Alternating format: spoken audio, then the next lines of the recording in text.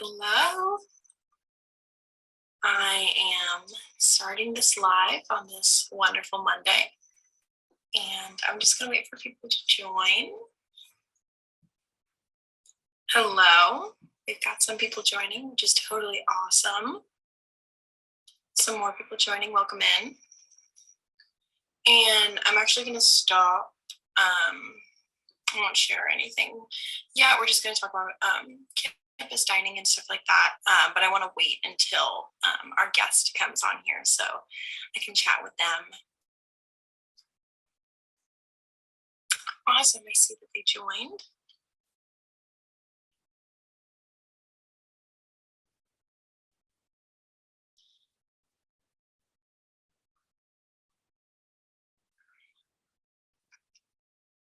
They should be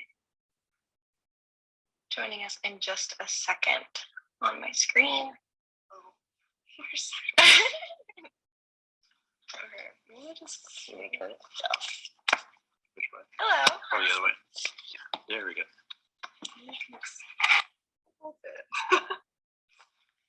Hello. Hi. Hey, how are you? I'm good. How are you? Good. We're doing great. Awesome. So welcome. I wanted to kind of start this conversation just by doing a little introduction. So for everyone watching, and for y'all, my name is Erin. I use pronouns she, her, hers, and I'm going into my fourth year as an anthropology and geography major, and then I'm minoring in law and society. Hi everyone, my name is Bethany Stigmata. My pronouns are she, her, hers, and I'm one of the Chooseful ambassadors here for campus dining. And I'm going to be a fourth year applied nutrition major this fall. Yeah. And my name is Jess Dozier. I'm the director of dining for Cal Poly. I have been here for 2.5 years and in higher education for over 20. Oh my gosh, wow. Pause me for a second.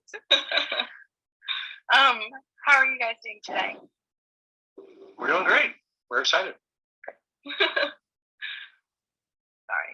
Okay, we're all good now. So I kind of just wanted to ask a general question of what you both do. What was the question again? I'm sorry. What you both do, maybe like individually or together, or what campus dining does. Yeah, so I mean, I'll just say campus dining in general. I mean, really, our primary mission is to basically take care while they're here, right? And I mean, some numbers. Here's some pretty big numbers we feed when we're busy Monday through Thursday. Over 20,000 people a day on campus. So people don't realize quite how crazy we are. We have 32 venues on campus, and so it's a really big operation, but a great place to work. We got an amazing team, and we have folks like Bethany that help us a great deal. It makes a big difference. Yeah. So I'm one of the Chooseful ambassadors here at Cal Poly under campus dining, and I have a coworker, Emily, and both students here, and we work directly under Caitlin Gibbons, who's the registered dietitian here at Cal Poly. And we do things such as creating all the nutrition facts for all the items sold at Cal Poly. And so things such as like calories, the protein, carbs, basically anything under that category we calculate and put on our campus dining website. And then we also hold pop-ups and little tables, usually every week, just to promote nutrition, educate students, and just give away free food. And also we answer any questions that students or parents might have and refer them to the right person if they have any pressing questions. So what does that process look like? You going through getting all the nutrition facts for all the products sold on campus? It must take a while. Yeah. It kind of does, but it's okay.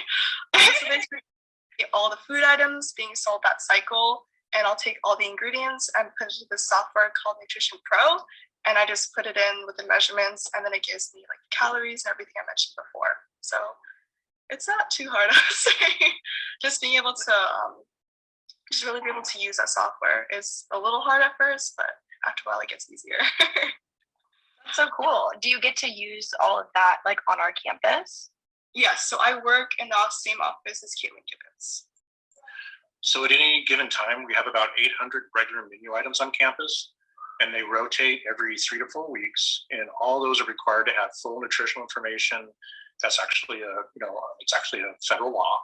And so we stick to recipes, very, very clearly so that, when you order something, you look up in our nutrition calculator, you look up a recipe, what it says it will be there is going to be there. Wow. That's so cool. I didn't know we had so many options on our campus. Oh. We're Sorry breaking, about that. No, it's all good. we're breaking stuff. Very, very casual. I might have to plug in my phone at some point for this, so no worries. So yeah, you mentioned 32, right? Different places on our campus to eat. What is the newest place to eat on our campus? And could one of you just give a brief description of that? As far as just kind of the variety of food we have? Yeah, so we literally have, everything from, we have partnership with brands, like we have Einstein's, 2 Subways, Shake Smart, multiple brands on campus, and we have our own internal brands, and then we also just have our dining hall, right?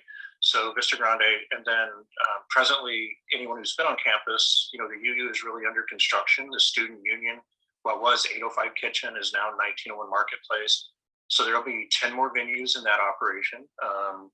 And so, it's sort of a mixture. And then we also have third-party food trucks, which are local food trucks. We have 6 of them that rotate in and out of campus, plus our 3. So, you're gonna find pretty much, that and the markets, and you go to Poly Canyon. There's a market up there, and there's Campus Market, 2 other markets. So, Mustang. There's just a lot of options on campus, and obviously campus is really big. So, sometimes you have to walk neighborhood to neighborhood, but if you explore, there's a lot across campus. You just have to, kind of go around and, find it. And we change menus every 3 to 4 weeks because no matter how much we have, right, there can be what we call menu fatigue. People just, they get tired of eating the same stuff.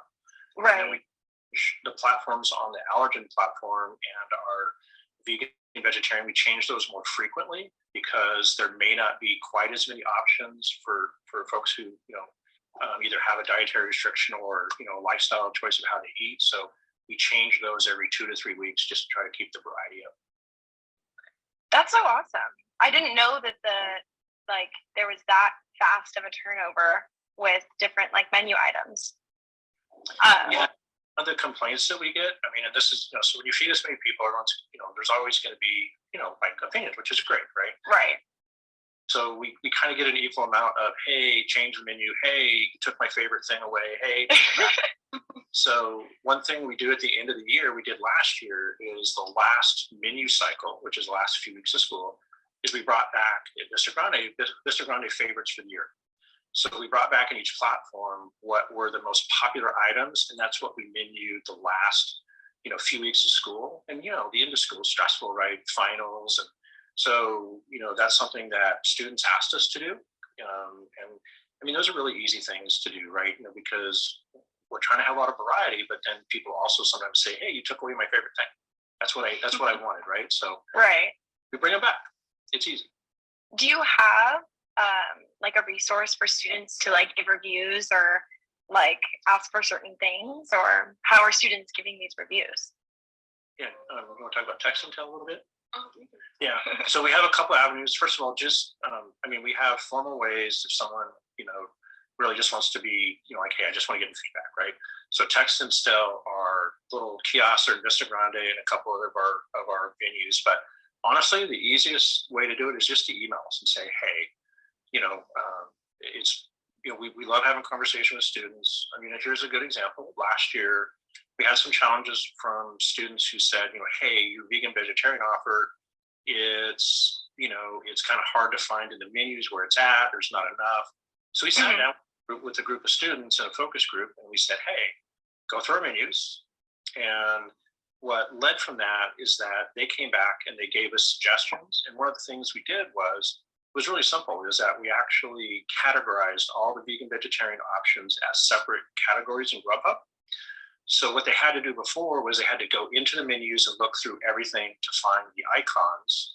So just by separating them, right, it was a super simple deal, but it made a very big difference then because they said, hey, now we can find it. And then they gave us some suggestions to add, and they were all, it was super easy. So ultimately just reaching out to us and talking to us about things is, we're always going to sit down and say, hey, this is what we can do. And if we can't do something, we'll be like, hey, we just can't do that, but this is what we can do. But if we just sit down, we can always figure it out, right? So that's ultimately just reach out to us. But you can also just reach out to our comment site and so on, and email through Campus Dining if you don't want to, maybe have a conversation, right? I just want to tell them this, So we've got kind of both ways to do it. Yeah, and one of the reasons why me and my coworker Emily are here is if any of the students are a little afraid to send an email, we are here as students here to make people talking to us too. So just talking to me or Emily will let my dietitian know, or anybody else on Campus Dining. So yeah. That's so awesome that you're able to have that, connection with students, be able to kind of figure it out together. I love that. In reality, students a lot of times would rather talk to, a fellow student than somebody like me, right? They're we don't want to talk to that dude, right? And that's fine, as long as, the information, as long as we get it, then, we can have a conversation, we'll figure it out. I love that. So I actually wanted to ask a little bit more about nutrition majors specifically, because you mentioned you were a nutrition major, right?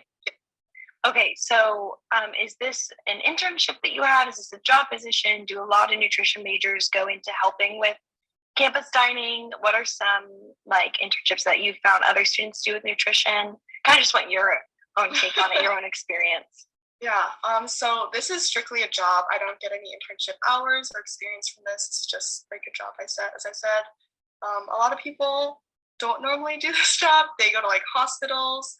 They will go outside to work under registered dietitians and just shadow them and go with them throughout their day just to see what they do. But yeah, I actually worked at the hospital, French hospital last summer, and I got to work in this industry a little bit and see how it worked in a hospital, and I really liked it personally.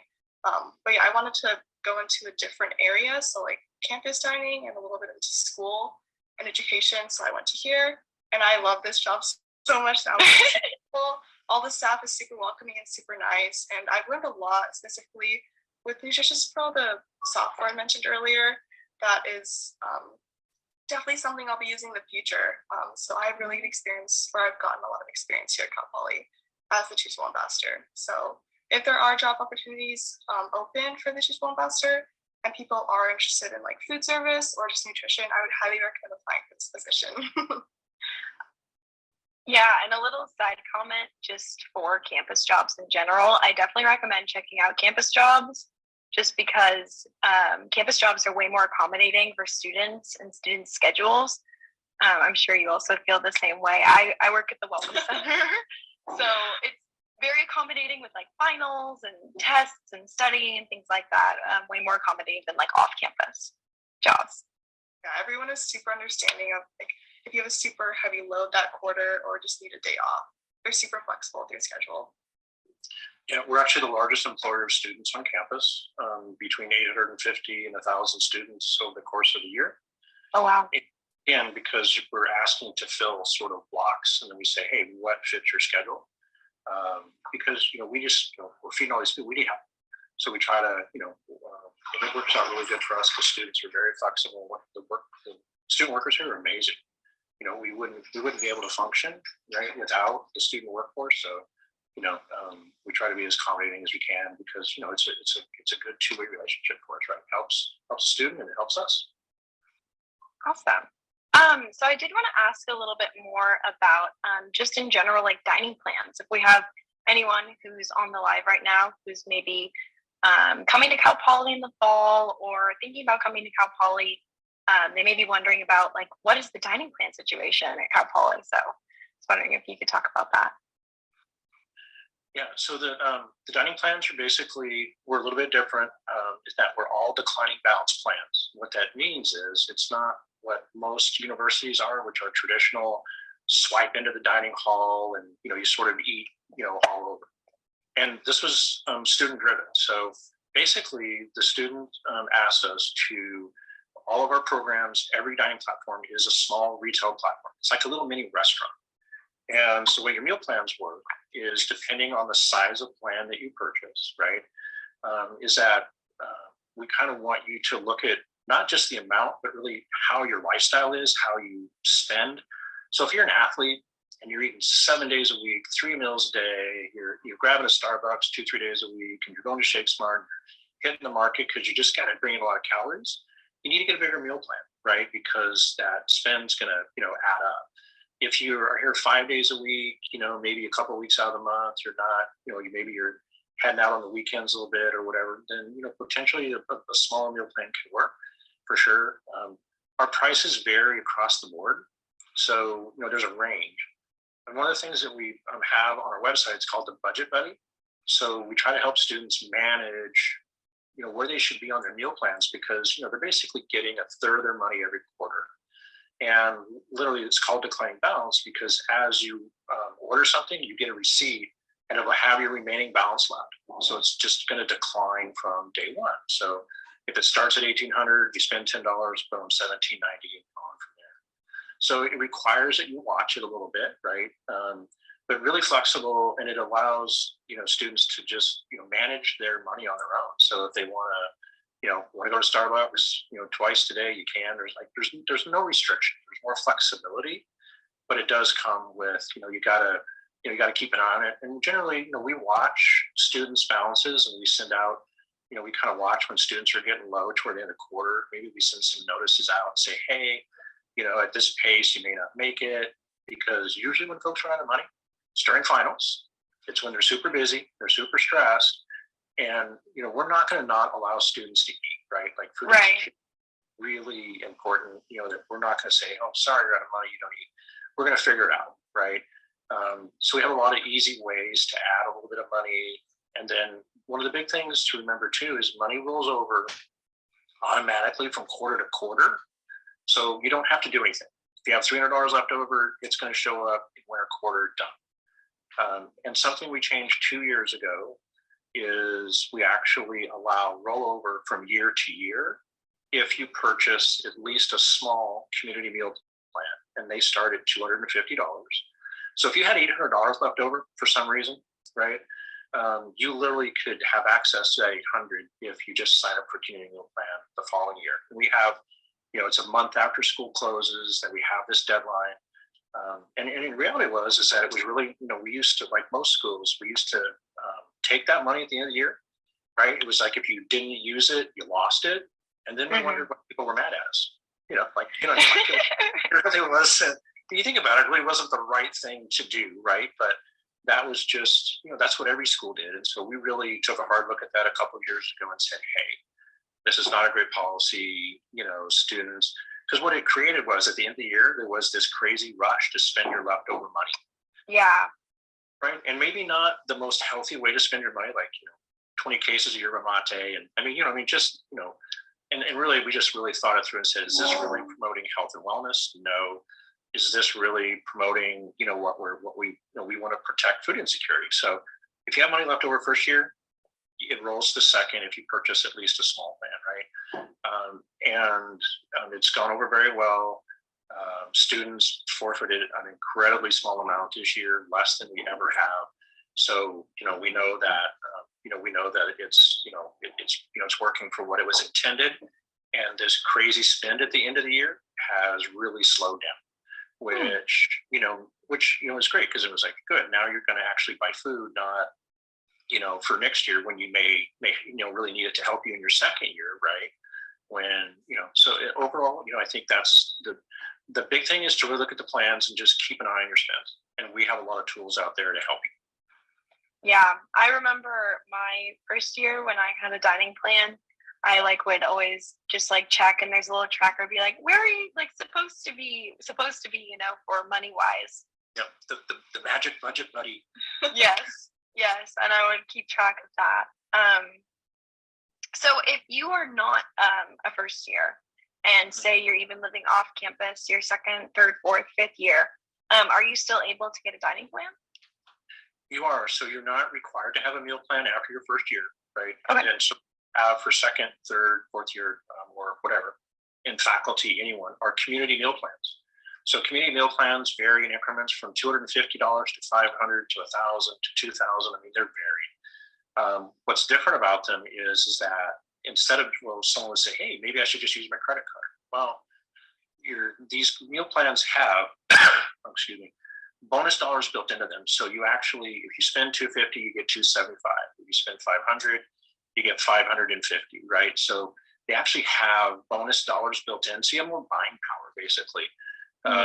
And what we've got a large number of students that are buying into community plans. We just started them here a year ago and attached that rollover, and so it's worked out really well. But I think the key there is people a lot of times just go, "Well, shouldn't I just use my credit card?" Well, yeah, but you're going to lose out on free money. And they're set up where you can pay them in installments, just like the other plans. You know what I mean? Small increments, just like how it's set up through student accounts. So there's a lot of flexibility with them, and they apply the same way. Your dollars roll over. They are active that year, but they can roll over again if you purchase a small meal plan. So you can literally have a meal plan here, just because again, you think about it, it saves. How much time does it save? Because a lot of times, right? Do I have time to go off campus? Do I have time to get back? Yeah.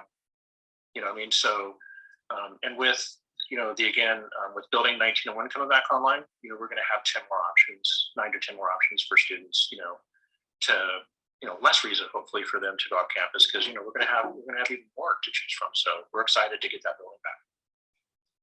Yeah. Whenever I give tours and walk past it, everyone's like, "Oh my gosh, what's going on over there?" And it's always fun to be like, "It's going to be a new dining facility."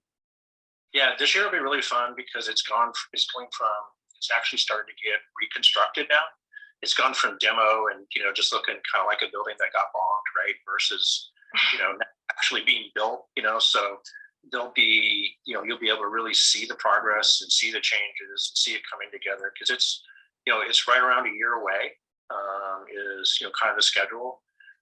And so, it's going to have a Panda Express, Habit, a taqueria, Chick-fil-A, a Mediterranean concept, salad concept, or sub concept, and a juice bar. So, I mean, there's going to be a lot of options. And so, if you really look at campus, it'll be like 42, 43 venues, right? So it really should be, you got a lot of places you can go to, to eat.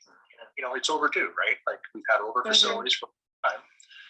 Vista Grande was, phase one, and it opened 2 years ago. And then, so getting that building back, and we're going to have a really well-rounded, state-of-the-art operation. It'd be great. Yeah. I'm sad because I'll be graduated. So I'm like, oh no. Yeah, you too. Yeah. I heard that, the 1901 Marketplace was designed after like the Ferry Building in San Francisco. Is that right? Yeah. So, I mean, it's kind of hard, like, to explain how cool it'll look, but because everybody sees it now and what 805 was, right? Who remember? Yeah. It's really going to be cool, right? I mean, it's beautiful. It's designed, but it's also designed with a lot of student spaces, third spaces. There's going to be a lot of hangout spots, and the where Poly Deli was. Anybody's familiar? That's going to be ASI. Actually, is going to own that part of the building, and so there's like farms in there and all these cool little places to hang out, and there's outside courtyards. So it's going to be a really fun place just to hang out in, and obviously have up-to-date food venues, but it'll be a really cool place just to catch lunch or do whatever. That's so exciting. I'll have to come back onto campus to check it out when it's finished. So finally, I just kind of wanted to ask about options for particular diets. I don't eat meat. My first year, I know I was able to find options on campus, but do we have, an allergen-free kitchen or a kosher kitchen? Where would those be? What does that look like? What are those options? Yeah, so I'll start with the allergens. So we have Balance Cafe, which is on the second floor of Vista Grande. It is a dedicated, certified allergen-free kitchen. Okay, separate staff, different uniforms, separate kitchen, separate storage equipment. Basically, it is sort of an island onto its own. So it has and that's not every university has this, right? Especially not to the level that we do. So we're very fortunate, and it's the staff specially trained in obviously all the risks. They're not allowed to work anywhere else. That's one reason they wear different uniforms. I'm not allowed to go in and roam into, if I've been somewhere else, I can't go roam into Balance Kitchen because I have been places that I potentially could, bring contamination in. So we're really strict, but it's also, we have to be safe, right? And then we also have across campus, especially our markets, we have allergen-free options.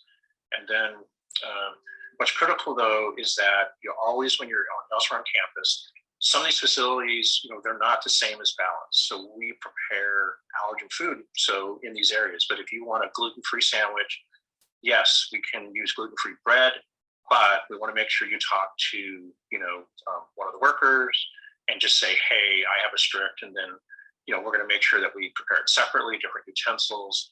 But Balance itself, even though, it's at Vista Grande, it's not the only place, but it is the place that is certified, to feed allergen-free meals. As far as cool. As far as being a vegetarian, we changed the menus last year. We also added a leaf icon to every vegan and vegetarian option on campus, so it's easy to identify, especially on Grubhub. Oh. And then just added more. We added more of the Impossible burgers, the different proteins, the meat substitute type things. So we're adding more and more of that, and just really talking to students about hey, what's out there? What do you want to see? And then we recently went to a food show, and you can tell it's on trend because everywhere we went, there was just this sort of everybody's got a new product that they wanted to show us that is a meat alternative, right? Which is great because the industry will change based on consumer, feedback and kind of influence. And so that's a great sign that the industry is going, okay, we need to catch up to the world, right? So there's going to be even more coming out over the next, over the next couple of years. It's great for us. And another thing that I found really helpful my freshman year, because I'm allergic to gluten and dairy, we have this thing called Nutrition Calculator, which me and Emily are in charge of. But it lists all the restaurants, all the items being sold at the moment, all the nutrition facts like the calories, the protein, the carbs, everything like that. And then if it is vegetarian or vegan, and if it is free or not of the top 8 allergens. And it's on the campus dining website if you guys are interested in looking at that. And I just saw a quick question pop up. Are high chairs available with parents? And I can honestly say no, but they will be, because that is a great point. I think we had some in 805, but because of the change in that building, but I'll make sure we get a few, because that's actually a really good point. It's pretty rare that super small humans are here, but we'll make sure we have Monday, because, anyone who's ever had a young one knows, they're little escape artists. You want to get them in a high chair where they're safe. So right. Get a couple to hook you up there too. Awesome. Yeah, I saw that question, and I was hoping that one of you would snag it. Yeah. Well, if y'all have anything else you would like to say to finish this off, then feel free if you'd like. I just think, again, fun place to work. We're a great place for folks who, and you can really tell, so this is going to be the first time jobs for a lot of students. And our team, they work with folks, they're great. It's a great way to meet people and to kind of, maybe navigate some of the social stress, right? Because, you're going to be working with your coworkers. And what's great about Cal Poly is there's never a stigma with being a worker here, right? It's actually, students are cool, students, they're great.